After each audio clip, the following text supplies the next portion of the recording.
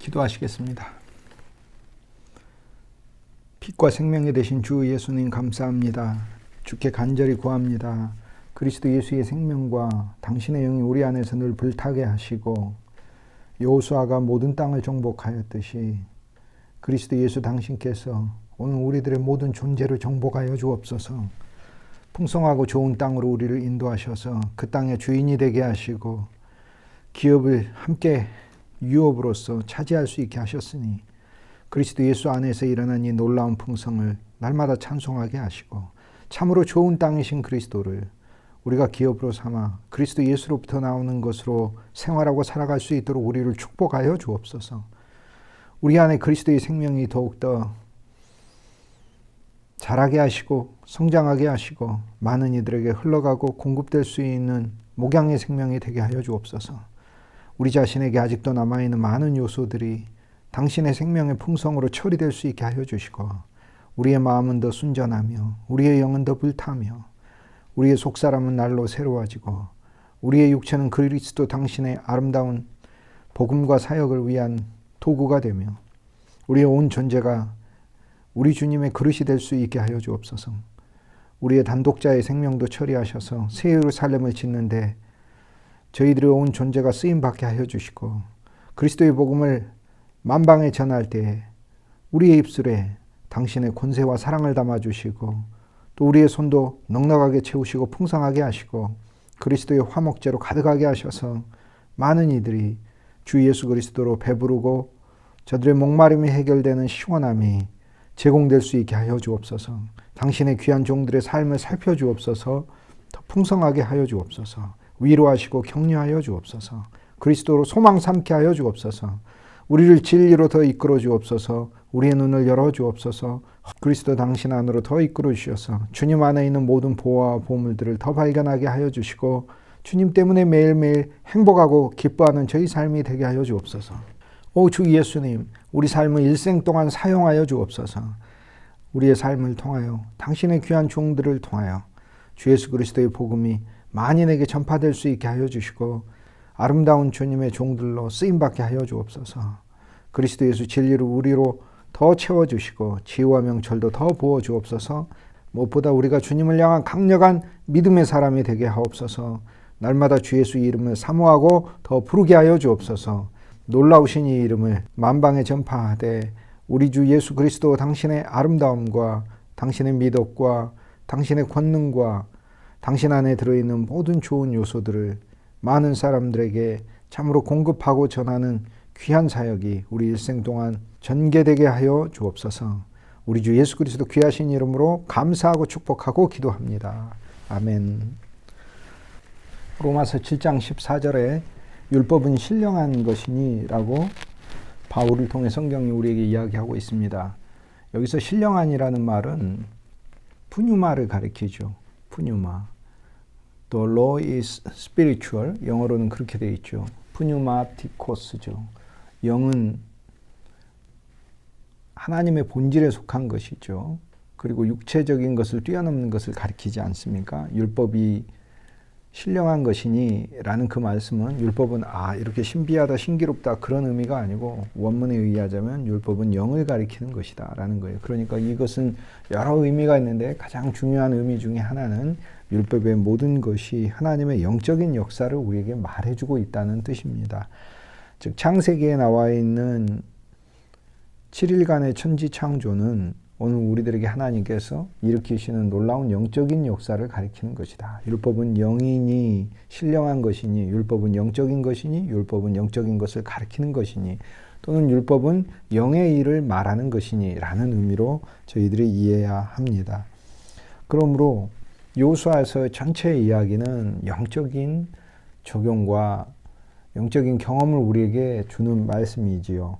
여호수아에 있는 모든 정복의 이야기는 그리스도 예수께서 영적으로 오늘 우리들의 삶을 정복하시는 겁니다. 그런데 이 영적이라는 말을 우리가 사용할 때 육적인 것의 반대로만 생각하는 단어로 보시면 안 됩니다. 왜냐하면 영이 육체를 만들었기 때문에 그렇습니다. 하나님은 영이시고 영이신 하나님이 만물을 만드셨잖아요. 그러므로 오늘날의 물질은 영에 의해서 물질이 물질로 존재하는 것입니다. 그러므로 영은 하나님의 본질이며 영은 물질에 반대되는 개념이 아니라 물질을 물질로서 존재하게 만드는 가장 근본적인 동인이 바로 영인 것이죠. 그러므로 율법이 영적인 것이다 이렇게 이야기를 했을 때는 율법에 나와 있는 그 모든 이야기가 우리 주 예수 그리스도를 통하여 주님이 우리에게 이루시는 영적인 사건인데, 그 영적인 사건은 단지 우리들이 제한적으로 쓰는 영적이라는 단어가 아니라 오늘 우리들의 삶에 일어나는, 우리의 육체로 일어나는 모든 일들까지도 그분의 영적인 변화, 그리고 그분의 영이 역사하고 그분의 영이 붙들고 있는 그러한 목적을 위하여 하나님의 말씀이 예비되어 있고 오늘 그렇게 우리들에게 읽혀지고 있다. 저희들은 그렇게 인정해야 할 것입니다. 여호수아서는 그러므로 전체가 실은 그리스도 예수 안에 영적인 이야기입니다. 우리가 여호수아서의 이 이야기를 읽을 때 역사적 사건으로 이것이 이스라엘 백성들에게 3,000년 전보다도 훨씬 더 먼 곳에서 이스라엘 백성들이 경험했던 과거의 사건으로만 이해하는 것은 하나님의 말씀을 오해하는 것입니다. 하나님의 말씀은 영원한 말씀이죠. 영원한 말씀이라는 이야기는 영원에 속한 말씀이요, 영원히 우리에게 계시되어서 영원히 증거하는 말씀이라는 뜻입니다. 그러므로 이것은 단지 과거 사건을 가리키는 말씀이 절대 아닙니다.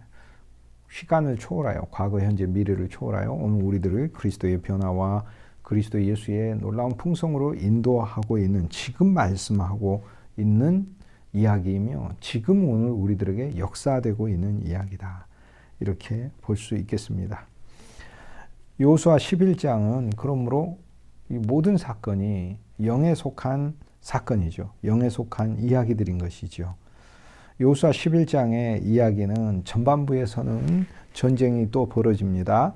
그리고 후반부에 있어서는 이 전쟁을 승리하신 이 하나님의 역사가 여호수아에 의해서 증거되고 있고, 또 그리고 여호수아와 이스라엘 백성들이 안식을 누리는 이야기가 여호수아 11장 후반부에 나옵니다.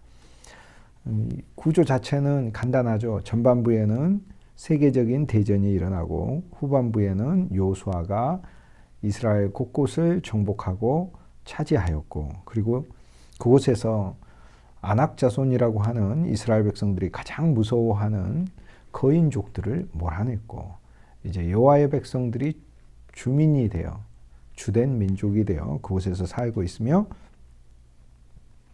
안식이 도래하였다. 이것이 바로 여호수아 11장 가장 마지막 절입니다. 여호수아 11장을 인하여 우리는 하나님을 찬송합니다. 여호수아 11장 처음 시작할 때는 엄청난 세계 대전으로 출발을 합니다. 그런데 여호수아 11장이 마지막 끝날 때는 그 땅에 전쟁이 그치고 안식이 있었더라. 구별을 따라 이스라엘 지파에게 땅을 주고, 이스라엘의 각 지파의 구별을 따라서 기업으로 땅을 주고, 그 땅에 전쟁이 그쳤더라, 안식이 임했더라 라는 말씀이죠. 얼마나 놀라운 말씀이에요. 시작은 세계대전이요, 그러나 그 과정에서 전쟁을 누가 수행해요? 여호수아가 수행하고 그 땅에 안식이 임했더라 라는 거죠. 오늘 이 말씀은 우리에게 동시적으로 임하죠. 영원에 속한 말씀이니까. 그러므로 여호수아, 참 여호수아이신 예수 그리스도께서 실제 여호수아시죠. 구약에 있는 여호수아는 모형 여호수아입니다. 모든 인간은 모형입니다. 모든 육체는 풀이니까. 참 여호수아께서 오늘 우리를 위한 전쟁을 수행하시고, 그리고 수행하셨고 이미 승리하셨고 이 승리를 우리에게 주셨고, 오늘 우리들은 그리스도 예수 안에서 동시에 여호수아 11장의 가장 마지막 절 안식을 누리는 것이다 라는 것을 볼 수 있습니다. 얼마나 놀라운 구조입니까? 시작은 세계대전인데 마지막은 그리스도 예수 안에 승리를 누리며, 승리뿐만 아니라 승리 안에서 전쟁이 그치고 안식이 있다는 것이죠. 오늘 이 전체적인 여호수아 11장의 이 흐름과 구조가 오늘 우리들에게 그 자체로 복음이 되는 것입니다. 여호수아 11장 전반부에는 세계대전이 일어나죠. 세계대전이 일어나는데 여호수아 11장은 여호수아서에서 가장 대규모 전쟁이 일어나는 장입니다. 여호수아 11장과 비견할 만한 전쟁이 없어요. 예를 들면은 이스라엘 백성들이 여호수아 6장에 여리고와 대면을 하게 되죠. 그리고 여리고를 돌지 않습니까? 그런데 여리고는 하나의 성입니다. 그 다음에 이스라엘 백성들은 아이성과 전투를 하게 되죠. 기브온은 항복하게 되죠. 그리고 여호수아 10장에는 다섯 왕이 이스라엘 백성과 싸우죠. 여호수아를 대적하죠. 그런데 여호수아 11장에는 만국 왕이 여호수아와 싸우게 됩니다. 자, 이것을 통해서 우리가 알 수 있는 바가 있습니다. 여호수아 11장은 우주적인 전쟁의 승리입니다. 한마디로 세계적인 대전이 일어난 장을 성경에서 찾으라면 그것은 바로 여호수아 11장이다 이렇게 얘기할 수 있습니다. 하솔 왕 야빈이라는 사람이 많은 왕들을 이끌어 모았어요. 마돈 왕 요밥이라는 사람과 시므론 왕과 악삽 왕과 북쪽 산지에 있는 각종 지역의 왕들을 다 모아서 그리고 동쪽, 서쪽, 그리고 북쪽에 있는 모든 가나안 족속의 왕들에게 각각의 왕들에게 사신을 보내가지고 전체 왕들을 다 나오게 했고 그 모든 군대가 다 나오게 됐다라고 얘기합니다. 11장 3절에 보면 동쪽과 서쪽의 가나안 족속과 아모리 족속과 헷 족속과 브리스 족속과 여부스 족속 그리고 히위 족속 모두에게 사람을 보내서 그들이 모든 군대를 데리고 나왔다. 그들이 모든 군대를 데리고 나왔다고 하잖아요.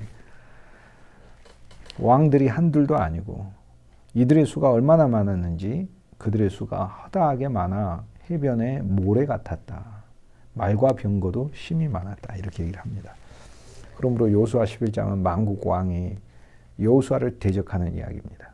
여기 이게 감사한 게 있죠. 이 전쟁 승리로 끝나잖아요. 그러므로 여호수아 11장을 통해서 우리가 깨닫고 배울 수 있는 바는 주 예수 그리스도를 통하여 우리가 이 놀라운 승리를 얻게 되었다는 겁니다.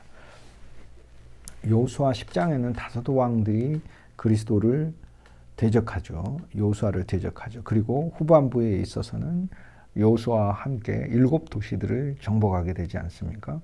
그런데 이 도시들을 정복해가는 그 과정에 있어서 여호수아가 승리를 하지만 그 전투에 우리가 세계적인 우주적인 이적이 하나 일어난 것을 보게 되죠. 여호수아 10장에는 햇볕이 계속해서 오래도록 하늘에 떠 있는 놀라운 이적을 하나님이 하늘의 해가 계속해서 길어지게 하시는 이 이적을 이스라엘에게 베푸셨습니다. 자, 이것은 이렇게 볼 수가 있습니다. 앞장에서 그리스도가 빛을 비췄어요. 그래서 승리를 했죠. 그런데 빛을 비췄더니 그 다음 장에는 모든 어둠이 튀어나오는 것이다. 이렇게 얘기를 할 수 있습니다. 그리스도가 빛을 비추시고 이기시는 이 이김을 우리가 알게 되면 이제는 우리 존재와 우리 영역에 있는 모든 그리스도를 대적하는 것이 총체적으로 나오는 것입니다. 11장에는 그리스도를 대적하는 죄, 사탄, 그리고 그 사탄의 졸개들 그뿐만이 아니라 내 자신에게 남아있는 모든 어그러진 요소들 그리고 나라는 존재도 죄의 종이 됐잖아요. 죄의 사신이 되고 죄의 신하가 되고 했었으니까 그러니까 나라는 존재도 11장에 그리스도를 대적하는 반대편에 서 있는 그러한 존재가 되는 것입니다. 11장에 이렇게 전면적으로 모든 곳에서의 그리스도를 대적하는 왕들이 튀어나와서 그리스도와 맞선다는 것은 이제 내가 얼마나 더 깊게는 그리스도 예수 그분의 사역에 대하여 나의 모든 존재가 정복당해야 하는가라는 것을 보여주는 말씀이지요. 여호수아 11장에서 표면적으로는 전투지만 여호수아 11장에서 이 전투는 이스라엘이 지금까지 가진 그 전투 중에서 가장 넓은 영역을 차지하는 전투가 됩니다. 이건 놀라운 전투죠. 여기 갈릴리 호수가 있고 요단강이 있고 사해바다가 있죠. 여호수아 10장에서는 중앙 유다 산지 아래쪽에 남부 지역을 정복하는 이야기라고 저희가 배우지 않았습니까? 막게다가 있고 림나, 라기스, 에글론, 헤브론, 드빌 이런 도시들을 차지를 했죠. 이 위에 있는 아얄론 골짜기에서 전투가 벌어지고 여기 골짜기들이 아얄론, 소렉 골짜기, 엘라 골짜기, 라기스 골짜기까지 골짜기들이 있어요. 이 골짜기들을 내려가면서 이스라엘 백성이 전투를 벌여 승리를 하고 이렇게 광활한 땅을 얻은 게 여호수아 10장이라면 반면 여호수아 11장은 북부 지역 전역을 얻는 전쟁입니다. 놀라운 전쟁이죠. 이 11장에 나와 있는 이 한 번의 전쟁을 통해 이스라엘은 북쪽 지역을 획득하게 됩니다. 그동안 얻었던 어떤 지역보다도 더 광활하고 넓은 지역을 얻게 되고요. 아브라함에게 주시고 이삭에게 주시고 야곱에게 주셨던 땅을 주시겠다고 하시는 하나님의 약속이 성취되는 장입니다. 얼마나 놀랍습니까? 하나님의 약속이 저 위에 있는 단에서부터, 단 바로 위에 헬몬산이 있죠. 단 지역에 이스라엘의 가장 높은 산인 헬몬산이 있죠. 그 헬몬산도 정보가죠. 왜냐하면 헬몬에 있는 왕도 여호수아를 대적하기 위해서 나왔다라고 얘기를 하니까, 그러니까 자기 영광 헬몬이 하얗다라는 건데 빛나는 것을 이야기합니다. 자기 자신으로 빛나는 게 이것이 왕대에 있는 거죠. 그런데 그것이 그리스도께 나와서 그리스도의 빛남, 그리스도의 영광을 알게 되는 거죠. 헬몬의 왕이 붙잡히면 이제 헬몬은 그리스도의 영광을 나타내는 산이 되는 것 아닙니까? 단에서 저 아래에 있는 브엘세바까지죠. 브엘세바까지. 여기 있는 이 브엘세바까지, 단에서 브엘세바까지 이스라엘에 직접적으로 거주하는 영역이 되고, 이스라엘이 영향력을 행사하면서 이스라엘이 관장하고 통치하는 그런 놀라운 지역. 쉽게 얘기해서 이제 나중에 이 약속은 다윗에 의해서 더 확장되고 성취되는데요. 유브라데 강에서부터 저기 있는 이방 족속이 있는 유브라데 강에서부터 애굽의 하수까지 이스라엘의 영역이 되리라 라고 하나님 말씀하셨죠. 그래서 이스라엘의 영향력이 미치는 유브라데로부터 애굽의 하수까지의 하나님이 주시는 이 놀라운 약속, 그리고 단에서 브엘세바까지 영토를 직접적으로 소유하겠다고 하시는 하나님의 약속, 이 두 가지 약속이 있죠. 이 두 가지 약속 중에 단에서 브엘세바까지 이스라엘의 영토를 주시겠다고 하시는 그 약속이 성취되는 장입니다. 그러므로 우리가 여호수아 11장을 이렇게 볼 때 주님 앞에서 참으로 감사한 마음으로 읽을 필요가 있죠. 여호수아 11장에서 하나님은 우리에게 진실로 이 약속을 성취해 주시는 거죠. 땅이신 그리스도를 이렇게 많이 우리가 얻게 되는 겁니다. 그러므로 우리가 땅이신 그리스도 예수 안에 우리가 옛 존재로서 그리스도를 만나고 사는 게 아니라, 그렇게 되면 그리스도를 대적하게 돼 있어요. 육체는 하나님의 뜻을 기뻐하지도 않고 하나님을 대적하게 돼 있잖아요. 그러므로 우리는 새 땅이신 그리스도 예수 안에 새로운 존재, 새로운 이스라엘 백성으로 하나님께 영광을 돌리는 존재로 태어났음을 저희들이 보게 되는 거죠. 이러한 허다한 모래알 숫자와 같이 많은 이방인들이, 가나안 족속들이 여호수아를 대적을 하고 그들이 멸절당했잖아요. 칼로 다 멸절당했잖아요. 모래알 같이 많은 숫자라는 이 언어가 이전에는 이스라엘 백성에게 사용됐었어요. 야곱에게 하나님께서 너의 자손들이 모래알처럼 많아질 것이다 라고 족장들에게 주신 약속에 이스라엘 자손에게 사용되는 모래알처럼 많은 민족이라는 이 용어가 지금에 와서는 이방인들이 모래알처럼 많은 병사들이 있고 이들이 여호수아를 대적하고 있다라고 하나님 말씀이에요. 결국에는 이들은 멸절당하죠. 그래야 모래알처럼 많은 가나안 족속이 멸절당하고 남은 것은 모래알처럼 많은 이스라엘 자손이 남은 거죠. 가나안 족속이 멸절당하고 남은 것은 이스라엘 족속들이 이 지역의 주인이 되기 때문에 오늘 우리는 주 예수 그리스도의 십자가에서 우리의 옛사람이 가나안족이 죽고 십자가를 통과하여 부활의 새 생명을 가지고 오늘 우리들이 하나님의 이스라엘 사람으로서 새 이스라엘이에요. 영적인 이스라엘이 진짜 이스라엘이에요. 육적인 이스라엘이 진짜 이스라엘이 아닙니다. 여러분, 영이 진짜입니다. 영이 진짜입니다. 육이 진짜가 아닙니다. 육은 소멸되는 것이요 잠깐 있다가 사라지는 것이죠. 그래서 오늘 우리들이 여호수아 11장에 이 놀라운 전투를 통하여 모래알처럼 허다하게 많은 그리스도를 대적하는 그 사람들이 죽었다. 그리고 이스라엘 백성만 남았다라고 하는 그 말씀 속에서 오늘 여호수아 11장이 우리에게 그대로 적용되면 나라는 존재는 주 예수 그리스도 그분의 십자가와 부활을 통과하면서 어떤 존재만 남았습니까? 그리스도 예수의 백성, 이 존재의 정체성만 남았다라는 것을 저희들이 깨닫습니다. 이게 얼마나 감사한 일입니까? 이스라엘 백성들이 이 땅의 주인이 되는데, 이 전체 땅의 주인이 되는데 여호수아 11장에서 우리가 특기할 것은 가장 많은 영토를 얻는 전투이다라는 거죠. 그런데 역으로 이야기하면 가장 큰 세계 대전이 일어나죠. 모든 왕들이 뛰어나와 여호수아와 이스라엘 백성을 대적하기 때문에 그렇습니다. 많은 전투와 많은 시험이 있을수록 하나님이 우리에게 주시는 영적인 영토가 많아진다는 것을, 그것을 그리스도를 통하여 우리가 깨달을 수 있는 것입니다. 오늘 우리들의 삶에도 마찬가지인 거죠.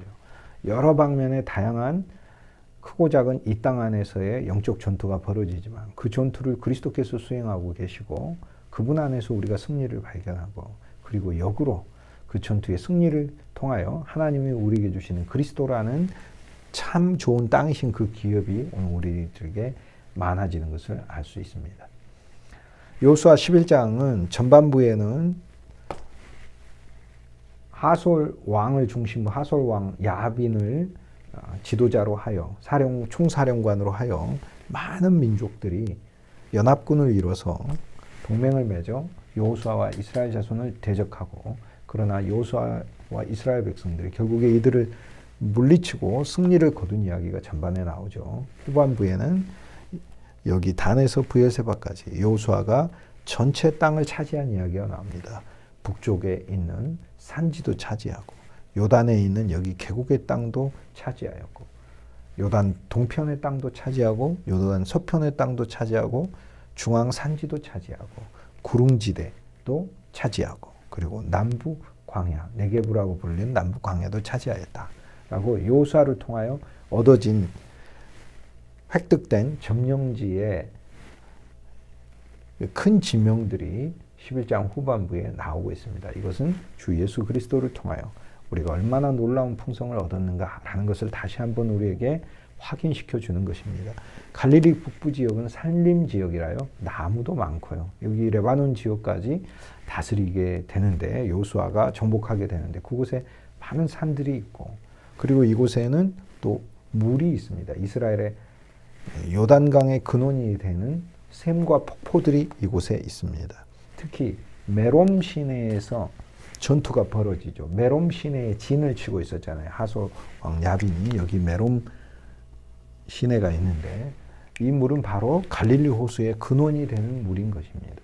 그러므로 북쪽에 있어서 정말로 중요한 지역이에요. 이 전투는 갈릴리 호수와 그 전역을 차지하는 전투다. 그리고 저 북쪽까지 드로아 시돈 그 앞까지 차지하는 전투다라는 걸 알 수 있습니다. 하나님께서 여호수아 11장을 통하여 그 승리를 안겨주시고 이 승리의 결과로 이스라엘의 영토를 확정지으시고 이스라엘에게 많은 풍성을 허락하시는 것을 알 수 있죠. 우리는 주 예수 그리스도를 통하여 이런 놀라운 승리가 단순한 승리가 아니라 모든 영역에서의 승리가 주님이 우리에게 허락하셔서 안겨주셨음을 발견하게 됩니다. 얼마나 감사한지 모르겠습니다. 후반부에 있어서는 이제 아낙 자손들을 이 땅에서 쫓아냈다. 그래서 거인족이 없게 했다라고 합니다. 여러분 이 참 땅에서는 어떤 일을 하죠? 이스라엘 백성 여기서 무엇을 하죠? 첫째, 자기 분깃, 기업을 받아 그곳에서 생활을 하죠. 생존을 하죠. 먹고 살게 되고 풍성을 누리죠. 두 번째, 각 지파별로 연합하고 그리고 서로 간에 교제하죠. 가문과 가족을 이루죠. 그리고 세 번째로 국가를 이루죠. 그래서 하나님의 영광을 드높이죠. 그리고 네 번째로 성전을 세우죠. 여호와 하나님께 예배하고 그리고 찬송하는 당시에 있어서는 사실상 거의 유일한 백성이 됩니다. 이러한 목적을 위해 하나님이 이스라엘 백성들에게 이 땅을 주셨잖아요. 그렇다면 오늘 우리들은 그리스도 예수 안에서 이 많은 땅의 목록들이 나온다는 것은 주님을 통하여 이 많은 땅에 있는 풍성이 우리에게 주어졌다는 것을 알려주고 있습니다. 쉐펠라 구릉지대를 통하여 과수들이 자라게 되고 과수의 풍성을 누리죠. 우리는 그곳에서 감람나무의 그리스도, 포도나무의 그리스도, 석류나무의 그리스도, 무화과의 그리스도를 누리게 되는 것이고 유다 산지에 있어서 목축하는 자들을 통하여 오늘 우리들이 재물이 되고 우리들이 양이 되고 그리스도의 가축이 되는 것을 알게 됩니다. 바산 지역에는 큰 소들이 있고요. 이곳에서 이스라엘 백성들이 풍성을 서로 간에 교제할 수 있는 그런 많은 이 대량 목축이 가능하게 되고 요단 동편으로 건너가게 되면 그곳에 산지들이 있는데 그곳에도 각종 열매와 이스라엘 백성들이 그곳에서 생활할 수 있는 또 각양 지역으로 보낼 수 있는 많은 특산물들을 얻을 수 있습니다. 이 북쪽 지역에 있어서 이스라엘 백성들은 이스라엘 땅 중에서 참으로 아름다운 곳이라고 부를 수 있죠. 갈릴리 호수를 중심으로 해서 이 북쪽 지역 그곳에 많은 나무들도 있고 그리고 농지도 있고 산지도 있고 골고루 있습니다. 이 아름다운 이 지역, 또 과일도 이곳에서도 또 많이 납니다. 갈릴리 호수와 그 북부 지역에서 나는 농산물들은 이스라엘에서도 당도도 높고 그리고 품질도 우수하기로 역사에 있어서도 기록이 남아 있습니다. 이러한 땅들이 곳곳에 여호수아에 의해서 정복된 이름들로서 오늘 우리들에게 제시되고 있는 것은 그리스도 예수를 통하여 주님이 안겨주신 승리 속에 이러한 놀라운 풍성이 오늘 우리들에게 있다라는 것을 말씀해 줍니다. 여호수아 11장에서 그러므로 전쟁의 이야기지만 거꾸로 역으로 승리를 통하여 축복해 주시는 그림이고요. 오늘 이것은 우리가 그리스도 예수 참 여호수아를 통하여 이렇게 놀라운 하나님의 풍성과 영광을 얻게 되었다. 그리고 하나님이 마침내 우리에게 새 예루살렘과 이 새 예루살렘에 위치하고 있는 하나님을 예배하는 왕국을 세울 수 있게 해주셨다라는 것을 보여줍니다. 그리스도 왕국의 완성의 비전을 보여주셨죠. 여호수아 11장에서 이렇게 이스라엘의 국가가 형성이 됐다면 오늘 우리들에게도 여호수아 11장을 따라 오늘 우리 삶에서 그리스도께서 나와 연합하여 여호수아 11장에 해당하는 주님의 왕국을 주님의 나라와 주님의 가문을 우리를 통해 세우시는 그 역사가 있음을 우리는 이것을 믿고 믿음 안에서 이 길로 걸어가야 할 것입니다. 여호수아 11장은 그러므로 우리 개인들에게도 다 적용될 수 있는 것입니다. 또 하나 우리 개인의 영적인 전쟁을 여호수아 11장에서는 말을 하고 있습니다. 여기 나오는 가나안 족속 왕들 그리고 등장하는 많은 왕들은 우리 속에 남아있는 감정과 기질들을 가리킵니다. 이제 총체적으로 뛰어나와서 이 총체적인 것이 그리스도를 대적합니다. 그러나 그리스도 예수에 의해서 발표해야 하는 것이죠. 여호수아가 이 모든 왕들에 대하여 승리하였듯이 그리스도 예수께서 전면적으로 우리를 장악하셔야 됩니다. 그러므로 우리의 소망이 이제 확고히 생겨나게 되었죠. 우리의 소망은 우리가 어설프게 주님에 의해서 지휘되는 게 아니라 주님이 우리 존재를 온전히 장악하시고 정복하시는 놀라운 그림이 여호수아 11장에 나오고 있는 것입니다. 한면으로는 세계적인 전투지만 한면으로는 내 개인의 세계, 우리 개인도 우주입니다. 나 개인의 목숨은 세계보다 중요합니다. 주님 말씀하셨잖아요. 온 천하를 얻고도 내 목숨을 잃으면 무엇이 유익하리요. 우리 개인의 목숨이 훨씬 더 우주보다도 소중한 것입니다. 나의 세계, 여러분의 세계도 하나의 우주인 것입니다. 그 세계 안에 벌어지는 그리스도의 전투, 이 전투 여호수아 11장을 통하여 오늘 우리들에게 설명되고 있으며 우리는 승리를 발견하고 풍성을 발견하고 그리고 하나님은 우리에게 주시는 목적을 발견하는 것이죠. 마침내 왕국의 완성으로 새 예루살렘을 짓는 것을 우리들이 볼 수 있습니다. 그러므로 우리 개인의 영적 전쟁, 우리 속에 어떠한 기질들이 그리스도를 반대하는지 이 모든 기질들이 모래 같은 백성들이 나와서 하나님의 일을 수행하는데 죽음의 바닷가의 옆에 있어서 파도에 이렇게 휩쓸려가고 저렇게 휩쓸려가는 언제나 적셔져 있는 모래 같은 백성들이 이제는 하나님의 왕국을 위한 단단한 재료가 되며 건축의 재료가 되는 거죠. 그리고 하늘의 별처럼 하나님에 의해서 사용될 수 있는 인물들로 변모하는 것이 바로 우리가 보고 있는 여호수아 11장입니다. 여호수아 11장에서 우리는 그리스도께서 여기 나오는 만국의 왕들을 이기시는 이 그림을 통해 우리는 주 예수님께서 오셔서 갈릴리 호수에서 이거 지금 갈릴리 호수를 중심으로 갈릴리 사역이거든요. 여기 전체가 갈릴리라는 지역이에요. 갈릴리라는 단어죠. 갈릴리라는 그 말 뜻은 굴러가다, 벗겨지다라는 의미죠. 무엇이 굴러가는 거죠. 그것은 이제 이 지역 자체가 하나의 영적인 의미에 있어서는 수치스러운 곳이고 그리고 이방에 속한 지역이었고 그렇지만은 하나님께서 그들에게 안겨진 그 수치를 벗기시고 새롭게 높이신다는 그런 의미가 있습니다. 이 갈릴리라는 그 이름 속에 벗겨진다는 그 의미가 있죠. 그런데 그 벗겨지는 것의 주체가 수치니까요. 그래서 하나님께서는 한 면에 있어서 부끄러움이 있고 연약함이 있지만 그러나 이것을 해방시키시고 이들을 자유케 하신다는 것이 이미 갈릴리 이름 안에 들어있죠. 그러면 그 이름을 성취하시는 분으로 그리스도 예수께서 오늘 우리들에게 오신 것이지요. 성경에 주님께서는 갈릴리에서 사역을 하셨어요. 그리고 예루살렘을 향해 가는 길에서 사역하시고 예루살렘에 그 다음 들어가서 사역하시고 예루살렘 안에서 죽음과 부활을 우리들에게 보이시고 그 다음 하나님의 영으로 그리스도의 영으로 우리를 채우셔서 세계 만방에 우리를 보내셔서 그분의 사역을 다시 수행하는 겁니다. 그러면 오늘 우리들은 우리들의 갈릴리에서 그리스도와 함께 승리하고 예루살렘을 향해 걸어가고 그리고 새 예루살렘을 짓는 길로 우리들이 인생 방향이 이미 그렇게 결정되어 있고 새 예루살렘 안에서의 사역도 오늘 우리들의 삶에 있게 되는 거죠. 갈릴리 지역에서의 사역이 여호수아 11장을 통하여 나오고 있기 때문에 여호수아가 정복하는 이 사역은 어디에서 영적으로 성취됩니까? 그러므로 그리스도 예수의 갈릴리에서 오셔서 수많은 영혼들이 곳곳에 있는 많은 사람, 두로에서도 시론에서도 요단 동편에서도 유대에서도 사마리아에서도 저 건너편 산지에서도 다 예수께 나오더라. 많은 이들이 예수께 나오더라. 예수님께 나오잖아요. 그러므로 이 많은 백성들이 그리스도 예수를 만나는 것, 즉 주님이 복음과 사랑으로 정복하시는 것, 하나님의 말씀의 칼로 정복하시잖아요. 말씀의 칼로 정복하시는 이야기, 육신의 칼이 아니고 말씀의 칼로, 그리고 그 칼은 사랑의 칼이죠. 사람들의 마음에서 불신을 잘라내니까 얼마나 감사한 칼입니까? 여러분, 칼이 이 병든 자의 환부를 잘라내는 칼이니까 얼마나 감사한 거예요. 우리 절망을 잘라내죠. 불신을 잘라내죠.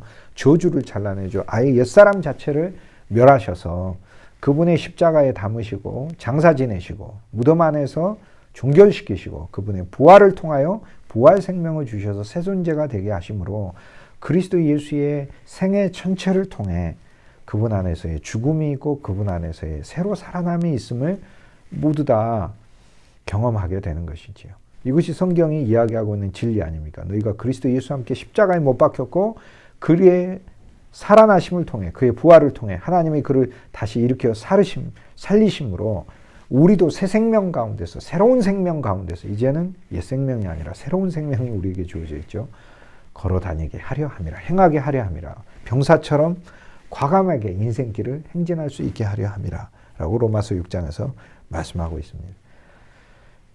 여호수아 11장 주 예수 그리스도의 생애에서 성취되는 것이죠. 여호수아 11장에 여호수아의 이 놀라운 횡보를 보십시오. 이것은 엄청난 일입니다. 여호수아 11장에 보면은요. 11장 후반부에 약간은 이상한 그 귀절들이 계속 등장합니다. 15절까지 이스라엘 백성들이 전투를 수행하고 승리를 하였죠. 그런데 계속해서 기록되는 것은 여호수아의 이름만 기록이 됩니다. 사실 전쟁은 이스라엘 백성들이 함께 전쟁을 수행했지 않습니까? 그래서 13절에 이스라엘이 그 전쟁에 참여했음을 분명히 말을 합니다. 분명히 말을 하는데 15절에 보면 모세에게 명한 것을 여호수아에게 명했고 여호수아가 그대로 행했다 이렇게 얘기해요. 그리고 16절에 보면 여호수아가 온 땅을 차지했다라고 얘기해요. 그러니까 어떻게 보면 정확히 보면 여호수아와 이스라엘이 온 땅을 차지했다 이렇게 하지 않습니까? 그런데 오직 여호수아란 이름만 등장합니다. 여호수아 11장 앞장인 여호수아 10장에는 우리가 보았듯이 여호수아가 온 이스라엘과 더불어라는 말이 계속해서 반복되죠. 그러므로 이미 하나가 되는 과정에 있음을 우리가 보게 되는데 여호수아 11장에 오면 그냥 여호수아 이름만 있습니다. 이제 우리에게는 어떤 이름만 남은 겁니까? 예수라는 이름만 남은 겁니다. 여호수아가 한 것입니다. 이건 단독자로서 예수님이 혼자 하셨다는 뜻만이 아니라 우리가 이미 그리스도 안에 포함되어 있어서 그분이 우리를 포함하시면서 그분이 그 일을 수행하셨다라는 것을 보여주고 있죠. 17절에 보면 여호수아가 쳐 죽였다고 이야기하고 18절에 보면 여호수아가 모든 왕과 싸웠다고 이야기를 합니다. 여호수아가 오랜 기간 전쟁했다고 이야기를 하고 있습니다. 18절에 여호수아가 아낙 사람을 멸절했다. 여호수아가 온 땅을 점령했고 여호수아가 마지막 절에는 온 땅을 분배를 했다까지 이렇게 이야기를 하고 있어요. 점령하고 분배하는 것까지 여호수아 한 개인의 일로 다 나오고 있는 것이죠. 이것은 주 예수 그리스도, 그분이 우리를 위하여 얼마나 활약하고 계시는가라는 것을 알려주는 말씀이죠. 그런데 우리들은 제자들로서 주님과 함께 다니는 거죠. 그리스도께서 한 면으로 우리에게 보여주시며 우리는 그리스도의 놀라운 이적과 사역에 참여하고 있는 것입니다. 그리고 그 그리스도의 영을 받아, 즉 그리스도가 우리 속에 계시기 때문에 너희는 나보다 더 큰 일을 하리라 라고 하는 그 말씀을 따라서 오늘 우리는 우리 안에 계신 그리스도를 통해 이 놀라운 사역을 수행할 수 있게 되는 것입니다. 여호수아 이 11장에서 오늘 우리들이 특이하게 보아야 하는 점은 여기에는 병거와 마병이 등장한다는 거예요. 마병이 말을 탄 병사들이 등장하고 병거가 등장해요. 그런데 마병과 병거를 여호수아가 멸절시킵니다. 처음으로 전쟁에서 대적이 병거를 가지고 나온 장이 바로 여호수아 11장이에요. 여호수아 11장 9절에 보면 말 뒷발에 힘줄을 끊고 그들의 병거를 불러 살랐다라고 얘기합니다. 오늘 우리가 가나안 족속이죠. 그럼 오늘 우리가 가나안 족속으로서 여호수아 11장에 특별한 전투가 있어요. 예수 그리스도께서 말의 뒷발에 힘줄을 끊어버리신 거예요. 저와 여러분이 세상에 힘으로 가득 찬 말이었을 때 주님이 우리의 세상의 욕망들이 있고 또 세상을 향하여 탐심을 가지고 있는, 세상을 향하여 강력한 말이죠. 우리는 분노의 말이고 우리는 질주하는 말이고 우리는 우리 목적을 향해 달리는 말인데 그리스도가 나의 뒷발의 힘줄을 잘라버렸으니까 우리는 절뚝거리는 말이 돼버린 거예요. 우리는 이제 더 이상 세상 전쟁을 수행하기 위해서 세상적으로 잘 싸우는 자가 된 것이 아님을 우리는 알 수 있습니다. 우리는 이제 그리스도의 전쟁을 수행하는 자가 되는 거예요. 이것이 바울이 고린도전서 15장 30절 31절 말씀에 에베소에서 겪은 많은 고난을 말을 하면서 에베소에 있는 짐승들과 싸울 때 사람처럼도 싸우지 아니하였다라고 얘기를 하는 거예요. 하나님이 주신 신성한 생명으로 전투를 한 것이죠. 영적인 전투를 한 거죠.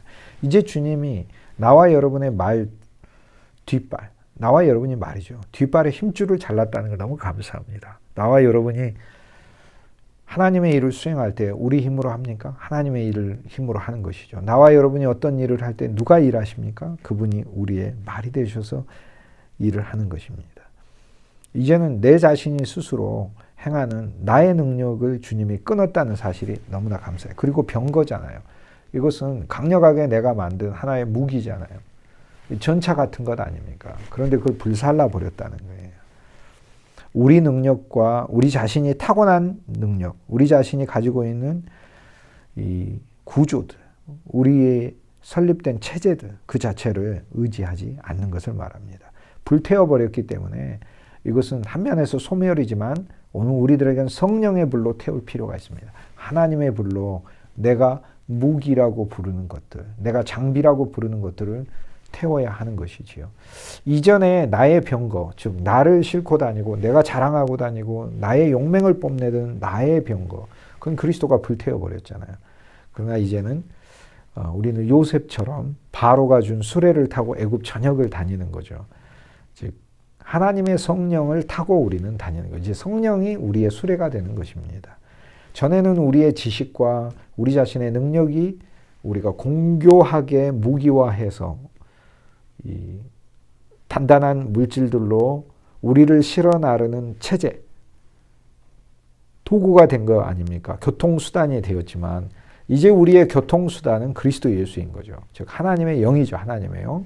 성령이 우리의 수레가 되어 그분이 우리를 실어 나르시는 겁니다. 전에는 내가 내 발로 힘쓰고 애쓰고 내가 내 병거를 만들어서 내가 내 자랑을 하고 다니는 자였지만 이제는 진실로 우리가 어디를 가든지 그리스도의 병거와 그리스도의 수레를 타고 그리스도만 자랑하기를 소망하는 것이지요. 여호수아 11장을 통해서 하나님은 우리에게 보여주시는 또 다른 전체적인 그림은 무엇입니까? 그것은 바로 온 세계를 그리스도께서 복음으로 정복하는 그림을 우리에게 알려주고 있습니다. 만방의 왕들이 우리 주 예수 그리스도를 대적하잖아요. 오늘날도 대적하고 있잖아요. 그러나 여호수아 11장을 인하여 하나님을 찬송합니다. 왜냐하면 여호수아가 구약의 여호수아가 이겼듯이 신약의 참 여호수아이신 예수 그리스도께서 복음으로 이기신 것을 우리에게 반드시 보여주시고 성취하실 것을 우리들이 확신하기 때문에 그렇습니다. 그리고 그 약속을 우리가 여호수아 11장에서 보기 때문에 하나님을 찬송하지 않습니까? 진실로 이것이 우리에게 복음이 되죠. 지난 2000년 역사 동안 하나님이 사람들의 개인들의 말들을 끊어버리시고 그리스도를 대적하는 수많은 병거들을 해체하고 불살라버리시고 각 사람들마다 자기들이 세운 그 모든 주님을 대적하는 그 불악들을 성령의 불로 태워버리시고 그리스도의 복음 온 세계에 퍼뜨려 놓으셨잖아요. 주님이 이기셨어요. 주님이 이겨 오시고 계시고 이미 이긴 승리를 우리에게 주셨고 영원 차원에서는 새 예루살렘이 이미 완성되어 있기 때문에 우리에게는 이미 승리가 성취된 것으로 주어져 있는 것입니다. 여러분 2000년 시간의 역사만 보더라도 그리스도가 성취하고 확장된 역사 아닙니까? 베들레헴이라는 곳에서 태어나셨던 그 동굴 마구간에서 태어나셨던 아기 예수, 그 작은 곳의 예배가 온 세계에 퍼졌잖아요. 지난 2000년 동안 그리스도는 이겨오셨어요. 지금 어느 지역에 복음이 쇠퇴한 것 같고 그리스도가 그곳에서 활약하고 계시지 않는 듯 보이지만 그렇지 않습니다. 주님은 활약하고 계십니다. 주님은 그곳에서 낮은 자들과 함께 매복하고 계시고 그곳에서 함께 그들과 밤을 지새고 계시고 그러나 주님께서는 반드시 이기시는 것을 여호수아 11장에서 알려주고 있습니다. 그러므로 여호수아 11장은 율법은 신령한 것이니라고 여호수아서도 율법에 속합니다. 율법이란 구약 전체의 문서를 말을 하는 것입니다. 율법이란 문자적으로 우리에게 오는 말씀을 가리키는 것인데 이 문자적인 모든 것은 영적인 사건을 우리에게 알려주는 거고 이 영적인 사건은 단지 보이지 않는 어떤 것을 말하는 것이 아니라 영적인 건 우리의 존재를 구성하니까 하나님의 영이 우리의 존재를 새롭게 구성하는 사건이다. 그것이 바로 영적이다라는 의미인 것이죠. 11장에서 이스라엘 전체를 축복하시는 그림을 봅니다. 아무리 많은 대적이 나와도 하나님이 한 번에 뒤엎습니다. 두 번째, 그리스도의 왕국이 족장에게 주셨던 그 약속이 마침내 완성되는 것을 알려주고 있습니다. 너무나 큰 용토가 동시에 얻어지지 않습니까? 고난의 크기가 크면 하나님이 주시는 풍성의 크기도 큰 것입니다. 주님께서 반드시 그 약속을 족장들에게 세우셨고 그리고 대대로 믿는 자들을 통하여 계승되었던 것을 이루신다는 사실을 오늘 우리들에게 보여주고 있습니다. 여호수아 11장에서는 우리들의 영적 전쟁이 있습니다. 여호수아 11장엔 그리고 무엇보다도 세계 만민이 주 예수 이름에 복종하는 것이 있죠. 세계 만민을 패퇴시키는 것을 오늘 우리들에게 주님이 보여주고 있습니다. 갈릴리 호수와 그 북부 지역 너무 아름다운 곳입니다. 저 위로 헬몬산까지 이스라엘의 가장 큰 산, 놀라운 산. 언제나 그곳에 이 하얀 모자를 쓴 것처럼 눈이 있어서 이스라엘의 가장 영광이 되는 산이죠. 그리고 북부로 가는 이 지역이죠. 이 위 지역에는 세계사를 장식했던 제국들이 놓여져 있습니다. 위에 히타이트족이 있죠. 바벨론 제국이 있죠. 아시리아 제국이 있죠. 페르시아 제국이 있죠. 이 지역을 확보하여 이스라엘은 마침내 이 이후의 왕국에 있어서는 다윗과 솔로몬에 이르러서는 하나님의 영광과 권세를 드높이는 나라가 되어 그들 나라까지 맞서게 되고 그들 나라에까지 영향을 주는 왕국으로 성장하게 되는 것입니다. 바로 이 북부 지역은 그런 면에서 여러 면에서 이스라엘의 명예와 영광과 권세를 나타냅니다. 남부 지역이 풍성을 나타낸다면 북부 지역은 이스라엘의 영광과 권세를 나타내요. 물론 북부 지역도 풍성이 있습니다. 이곳에서 토지도 있죠. 산지도 있죠. 이곳은 농지도 있습니다. 이곳은 목축도 할 수 있어요. 나머지 이스라엘 땅의 전체적인 종합이 북부 이스라엘이다 라고 얘기할 수 있어요. 심지어 남쪽에는 없는 게 있습니다. 더 북쪽으로 가면 그곳의 고산에는 우뚝 선 백양목들이 무수히 있습니다. 이 백양목들이 왕의 궁궐을 만들고 백성들의 집을 만들고 하나님의 성전을 만드는 재료가 되는 것이죠. 얼마나 놀라운 일입니까? 여호수아를 대적하는 모든 왕들의 대장이 누구였습니까? 하솔이죠. 하솔 지역의 왕 야빈이 대장이다, 사령관이다 그렇게 얘기하잖아요. 여호수아 11장 10절에 보면 이 하솔은 본래 모든 나라의 머리다라고 얘기를 해요. 이 하솔이 바로 이 지역에 있는데요. 여기가 하솔이죠. 여기에서 곳곳으로 사신을 보내요. 군사들을 모아 여호수아를 대적하기로 합니다. 여호수아는 여기 길갈 지역에서 진을 치고 있다가 여호수아를 대적하는 북쪽의 가나안 족속들을 쳐부수고 이 지역을 차지하기 위해 그리고 하나님의 영광의 약속을 성취하기 위해 군대를 이끌고 여호수아가 올라갑니다. 올라가서 마침내 이들과 대면하게 됩니다. 4절에 보면 그들이 모든 군대를 거느리고 나왔죠. 그리고 메롬 물가에 함께 진을 쳤다고 이야기해요. 6절에 보면 여호와 하나님께서 여호수아와 이스라엘 백성들에게 나타나서 다시 한번 말씀하십니다. 그들을 인하여 두려워 말라 이렇게 얘기를 해요. 사실 두려워할 만한 그런 상황이 되긴 하죠. 지금까지 대적했던 그 외적의 규모가 아니라니까요. 조그만 아이성 그리고 여리고성 정도가 아니라니까. 이젠 전체 왕이죠. 그러면 여기서 여호수아서에서 이스라엘 백성들이 대적하는 그 규모가 점점 커진 것을 알 수 있죠. 그죠? 처음엔 여리고죠. 여리고는 하나만으로도 강력하죠. 근데 산지 아이성과 그 옆에 베델이 있습니다. 이젠 두 개 성을 정복했죠. 그리고 베델과 아이를 점령한 다음에 기브온은 권세에 놀라 항복했고 기럇 여아림과 브에롯이라든지 이 도시들이 그비라라는 이 도시들이 4개 도시들이 여호수아에게 항복을 했죠. 그 다음에는 이곳에 있는 5 도시들과 남쪽에 있는 7 도시들까지 여호수아가 남북 구릉지대까지 정복했습니다. 여호수아가 이스라엘 백성들과 함께 더불어 가나안 족에서 여호수아서를 통해 땅도 점차 획득해 가지만 대적의 규모도 점점 커지는 것을 알 수 있습니다. 이것은 무엇을 이야기할까요? 우리가 그리스도 예수 안에서 주님과 함께 동행하면 우리의 영적인 분량도 커지는 것을 이야기하고 더 큰 영적 전쟁을 수행할 수 있음을 얘기해요. 그래서 마침내 이제 여호수아서가 우리가 전쟁의 이야기로 알려져 있는데 여호수아 11장이 전쟁의 이야기의 종착역이잖아요. 여호수아 11장에서 이제 마침내 사실상 거의 모든 전쟁이 종결되는 것입니다. 그리고 12장에는 그동안 정복했던 모든 왕들의 이름을 다시 한번 이야기하고 13장부터는 이 땅을 이스라엘 백성들이 이제 차지하고 그 땅을 나누어 갖는 그 분깃을 나누는 이야기가 이 중반 이후로부터 시작되는 것이지요.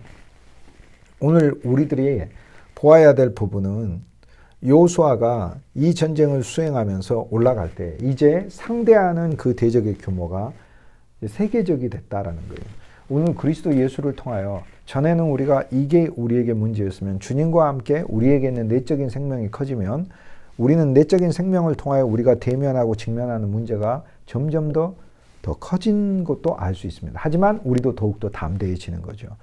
그래서 여기서 하나님께서 여호수아와 이스라엘 백성들에게 나타나셔서 두려워하지 말고 담대하라라고 말씀하시지만 그런데 역으로 이 말씀은 같은 말씀인 것 같지만 이들이 놓여있는 그 배경, 즉 대적이 되는 그들의 규모는 지금까지 생각했던 어떤 것과도 비교도 안 될 정도로 큰 것이라는 거예요.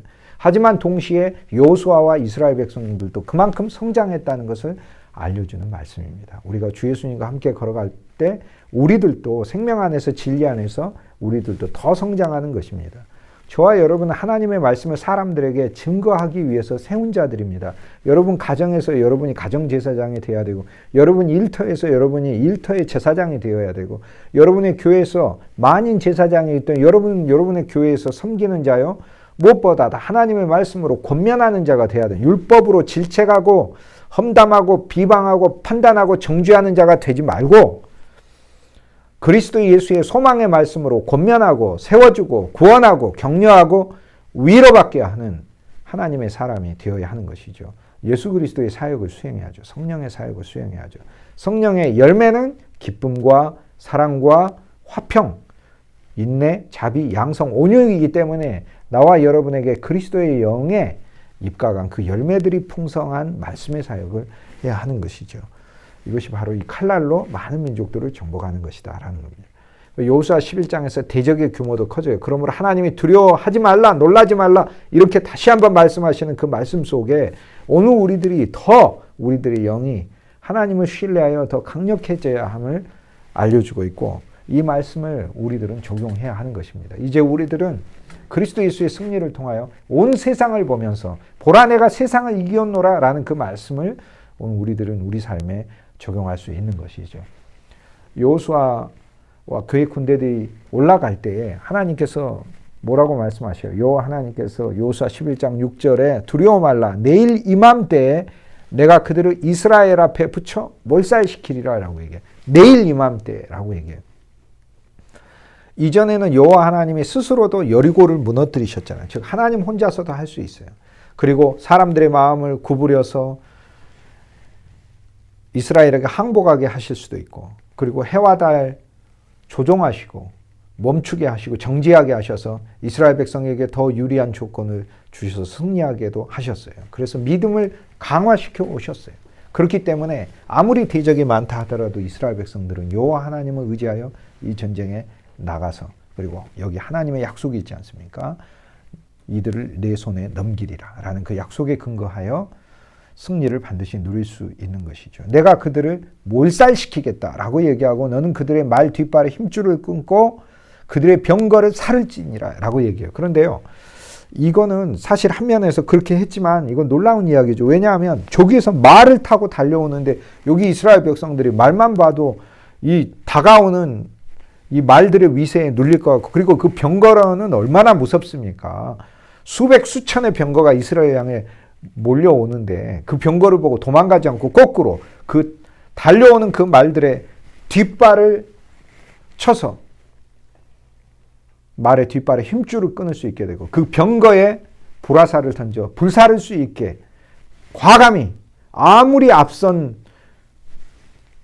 군사력을 가진 군대라 할지라도 이스라엘 백성들을 통해 하나님께서 반드시 승리를 주시겠다고 약속하셨기 때문에 그 약속에 근거해서 이스라엘 백성들이 이 전쟁을 수행하는 거죠.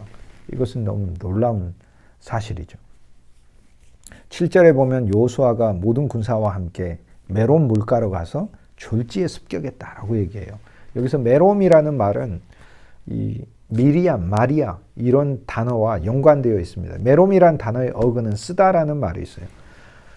그러니까 쓴물에 이 큰 호수 같은 곳에 하솔 왕 야빈과 그의 많은 이 추종 연합군들이 큰 세력을 이루고 이곳에서 진을 치고 여기 메론 물가에서 진을 치고 여호수아 군대와 전투를 벌이게 되고 패퇴하게 되고 결국에는 여호수아가 하솔까지 진격해서 하솔을 불태워 버립니다. 이것을 통해서 이 메론 물가에 진을 치고 있는데 메롬이라는 뜻은 쓰다라는 곳이에요. 쓰다. 마라라고 하는 이스라엘 백성들이 출애굽하면서 쓴물을 경험했던 곳과 같은 이야기예요. 여기에 많은 군대가 모여 있어요. 우리가 그 군대, 즉 여호수아를 대적하는 편에 서 있으면 우리 인생은 쓴물 옆에 있는 거예요. 언제나 쓴물을 마시게 돼 있는 거예요. 그리고 우리의 길은 여호수아를 대적하는 것이잖아요. 그러나 이 메론 물가를 차지하여 이것이 바로 여호수아의 영토가 되면 갈릴리 호수를 풍성하게 적시는 물이 되는 것입니다. 영적인 이중적인 의미가 있죠.